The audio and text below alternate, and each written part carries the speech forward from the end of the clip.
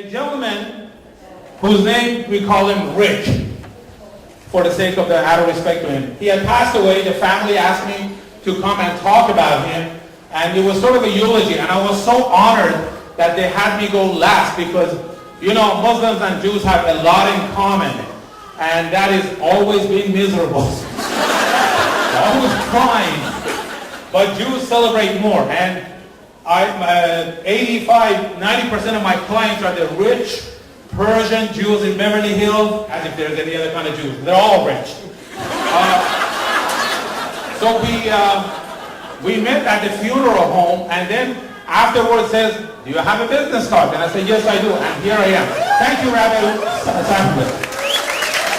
A little longer. Come on, Mr. Rabbi. And he asked me to come here. He said there'll be lots of dinner. Obviously, he knew he got the way to my heart, on my stomach.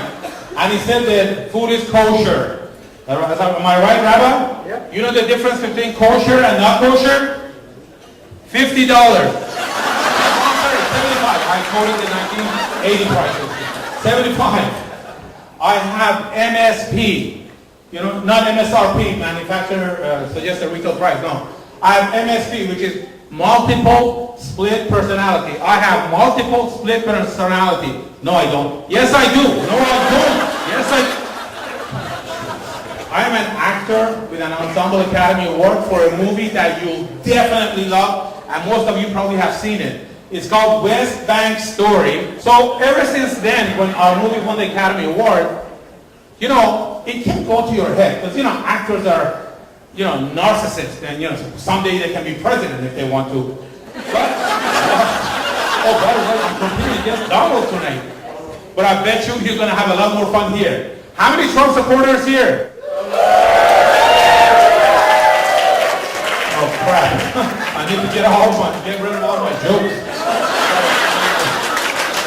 I had 70 jokes about Trump tonight. When it goes to your head and you're walking around, people stare at you. But they're not staring at me for the Oscar. One day I was in a grocery store, a gentleman comes up and says, excuse me, can I say something? And I said, sure. He goes, has anyone ever told you that you look like that very fat Iranian comedian, Eslam? Yeah, I get that a lot. Thank you for reminding me of that. And one day I was at the Westfield Mall in Topanga. As I'm going to get coffee, suddenly somebody grabbed my hand. I turned around, and it was a kid with his mother, and the mother is going, oh, I'm so sorry, I don't know why he did this, he never does this. I said, it's okay, no, it's okay. He goes, hey, mister, can I take a picture with you? And I'm thinking, damn, my fan base is getting younger and younger. And I said, sure, we'll take 5 pictures. So I sat down, we took pictures together, and then I said, can I have one of the pictures? He goes, I don't know. And I said, what do you mean? What are you going to do with them? Because at the time I was a little heavier, if you can imagine. I was heavier, and I had shaved my head for a movie. He said, I can't wait till I can take the pictures to school, and I show it to my friends, and I tell them that I met Shrek. I'm like, calm down. Boy, you mean that famous? Yeah. Easy. Another incident where the narcissist actor, I went to the same mall. I went to the men's room, and you know the stalls have a little space in the bottom that's open. You can see somebody next to you. I suddenly see somebody sitting in the next stall, and of course I'm taking care of the business, and I suddenly hear, hi. Hi. How are you doing? I'm doing fine. How are you? What are you doing? Same thing as you. What are you doing? What are you doing tonight? I don't think I want to answer this. You want me to come over and, you know, we have a great time and, you know. And I said, no, I don't know, and I don't think I want to find out. And suddenly I hear, hold on, honey, there's an idiot in the next stall answering all the questions I'm asking you. And I'm like, oh, idiot! Anyhow. When you're an actor, you know, I mean, you don't have much talent in anything else. So you become an actor, and I became a stand-up comedian. But I had odd jobs before. I used to work in the headstone business. I would sell headstones for graves and everything. People were literally dying to have my business.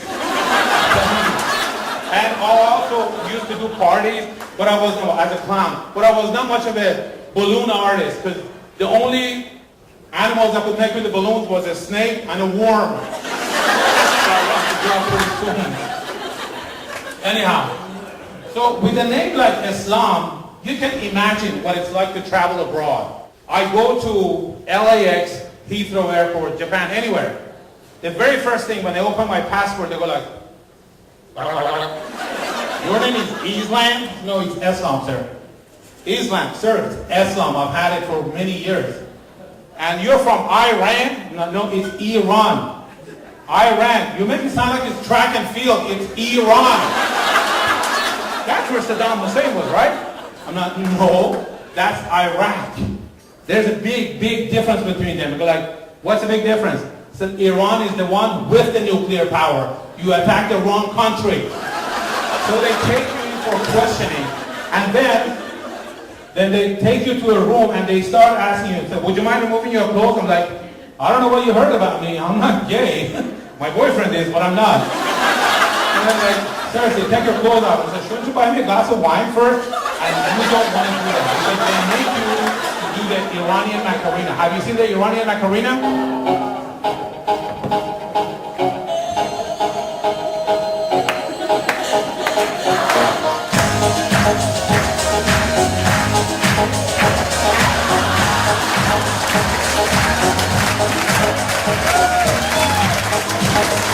Thank you, DJ Yusuf. Yosef, what did I say? Yusuf. Okay, I Persianized you. You know, it's the best way, because once you go Persian, there is no better version. So, when I came to America about almost 40 years ago, I landed in New York and I missed my plane to California because Iranian airline is just like the Iranians, always late. So, and because I didn't speak English, I figured I better come to LA, because nobody spoke English back then. And when I came to LA, because I didn't have much money, I couldn't live in Beverly Hills like most of my Persian friends. So I moved to Reseda Boulevard. And what a great place that is. I mean, I love the police. When I was going to school, I lived on Reseda Boulevard.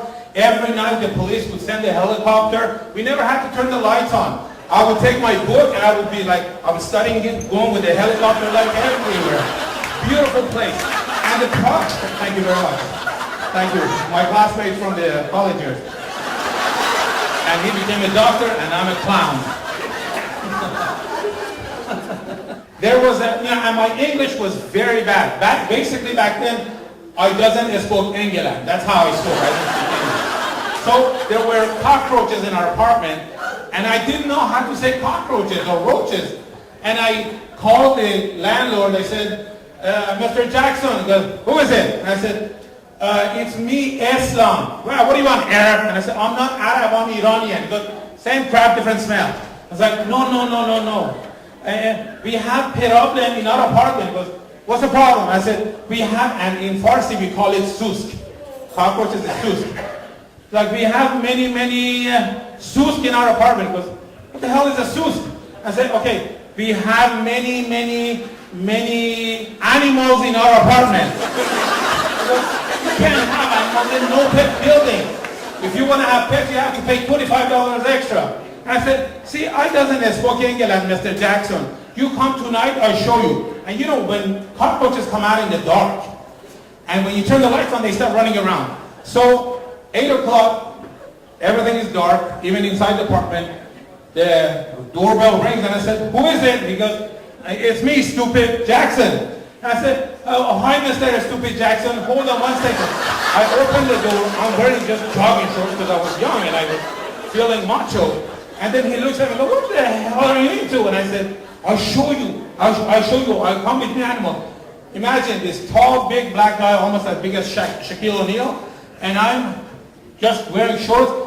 Dark room, I'm taking his hand, taking it right in the middle of the room. He goes, where are the animals? I said, hold on. I turned the lights on and the cockroaches started running around. Where I said, there. He goes, oh, Jesus. I said, yes, we have Jesus everywhere. In the kitchen, in the bathroom, in Feel free to enter, and that's when I learned the word things, but I was the wrong things that I heard. Anyhow, speaking of that,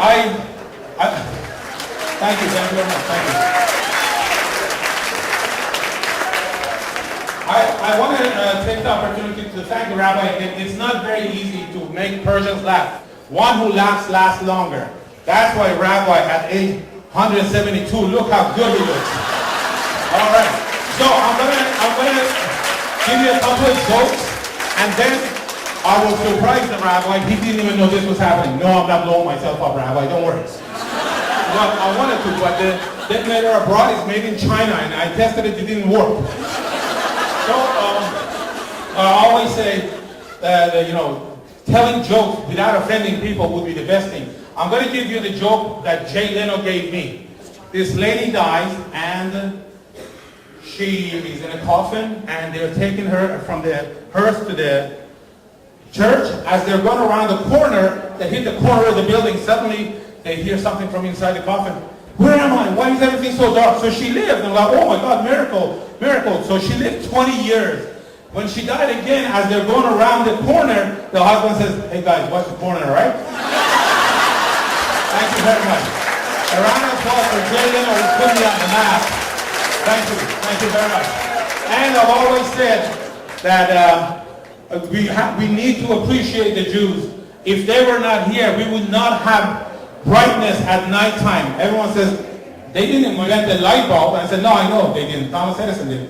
But had it not been for Jacob and Abraham, two business partners who also were brothers fighting over a penny, stretching it from each side, we would never have copper wire. So thank you for all the people who invented. So I'm going to do something that is going to be slightly different. If I could ask the staff to just take this down for a split second and we can put it back on. Rabbi and everybody, all the distinguished guests and honorees, I want to thank you for giving me the chance. My gift to you is a dance. You want to move? Let's dance. There you go.